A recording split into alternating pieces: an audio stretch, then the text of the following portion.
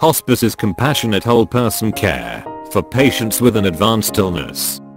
Its aim is to alleviate suffering and improve the quality of life by providing medical and nursing care, emotional and spiritual support to patient and family.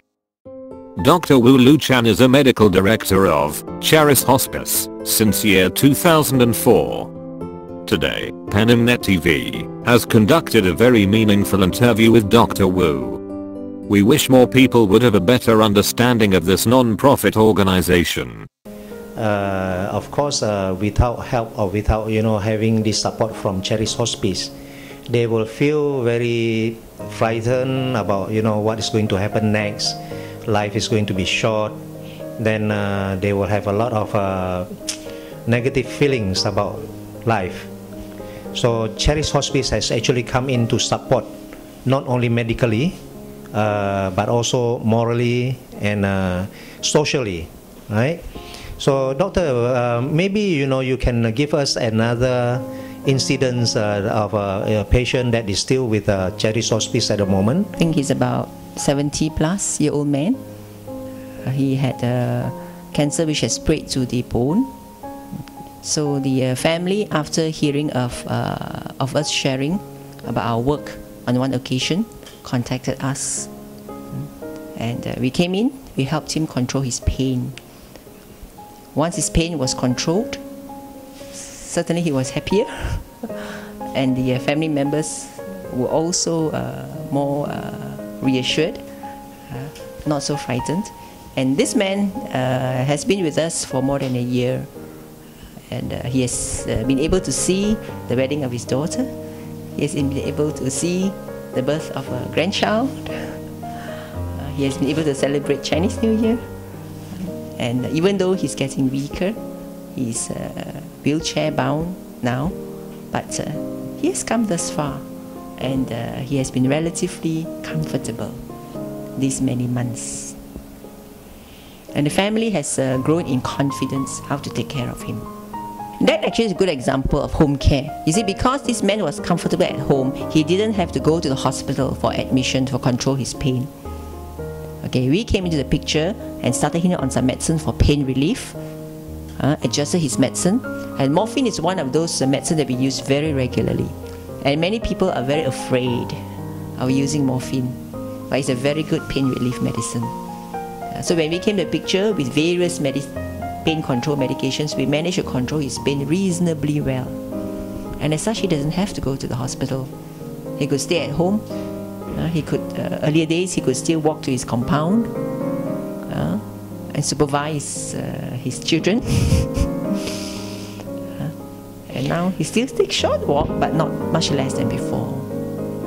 Doctor, say something about the life of a cancer patient, because I think most viewers wouldn't know, other than knowing that a person is a cancer patient. But the process of being diagnosed to have cancer, and then that part of the life in the hospital, whether they stay in the hospital or they just outpatients, outpatient, and then when does the thing come in, like this Charis Hospice can come in and offer the service? Ideally, palliative care should come in early in the spectrum of disease, meaning that when a patient is diagnosed to have cancer or any life-threatening disease, a palliative care component has to be there. But of course, in the early stage, it doesn't play much role. Only as the disease progresses and the patient reaches a stage where the medical professionals say that cure is difficult. We are talking about control of supportive care. That's when palliative care will take a bigger role to help to support the patient and family. Meaning, if a family member has been diagnosed to have an early stage of cancer, other than going back to their medical doctor, they can also report to Charis Hospice and get some advice and... Yes, they can actually call up. We do have calls when people call up, but because of limited resources, especially human resources, we do not take in register patients who are in the earlier phase of the disease, because those cases we do not play too much a role, and we do not have also the resources and the time for that. So our emphasis therefore is more towards a later stage of the disease spectrum. But of course, in time to come, if you have more resources, for example, if we have counselors whom we can partner with, who would like to render some counseling support to patients and family members who are in the early spectrum of disease, then that is something that can happen. But there are other groups that do that. You know that anybody who has cancer, they have their own informal support. In hospitals, they have their cancer support services, their NGOs, their personal friends, they are there to give them the support as well. So we play a bigger role in the later spectrum of the disease. We need to be realistic that we know that in advanced cancer, realistically, as far as Western medicine is concerned, we cannot talk about cure.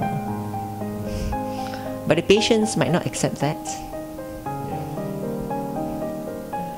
So it is those cases where a cure is much less possible, then we play a bigger role in the picture. So for us, without a good rapport with the patient and the family, our efforts are limited. We need the cooperation and trust of the patient and family. So ideally, we would like to come on earlier in the earlier, meaning that as soon as the patient knows or the doctor has told him that even when you start chemotherapy or radiotherapy or whatever surgery, these are but palliative and not curative intent. That means that even if they go through this treatment, we are talking about control. We are not talking about cure. Many cancers are diagnosed late. Many. Okay. So in actual fact, there are many patients with cancer who go through treatment knowingly or unknowingly that it is more for control, not for cure. So if you can come on earlier and link on with them and have time to build that kind of relationship with them, then it's certainly easier for both parties to accept each other and to benefit, for them to benefit from our service. So in essence, we try not to give the perception that we come to the picture only when the patient is terminally ill. To a layperson, terminally ill means I'm on the bed, I'm going to die anytime already, which is not so.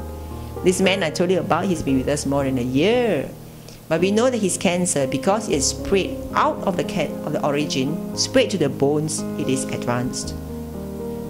In a case like this, you're not talking about cure. You're talking about control. So that's when we came into the picture. And he has gone through more than a year with us, as I say, gone through major events, celebrations in his life, in his family's life.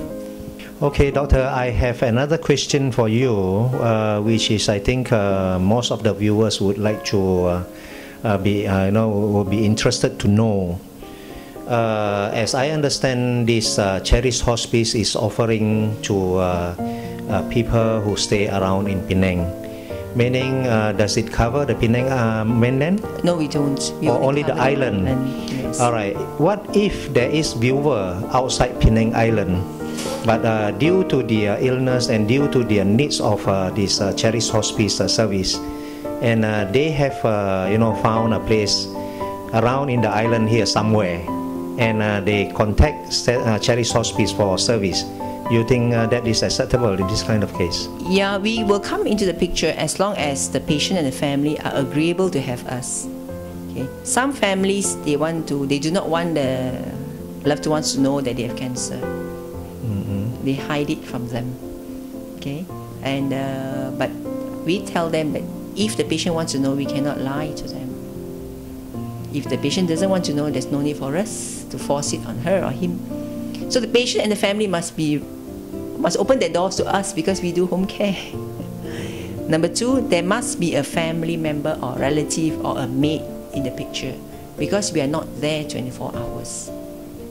Okay, my nurse visits minimum once a week. Very stable cases, maybe once a fortnight, but very ill cases every day. But we're not there 24 hours. We are not the only hospice group. There are other hospice groups as well.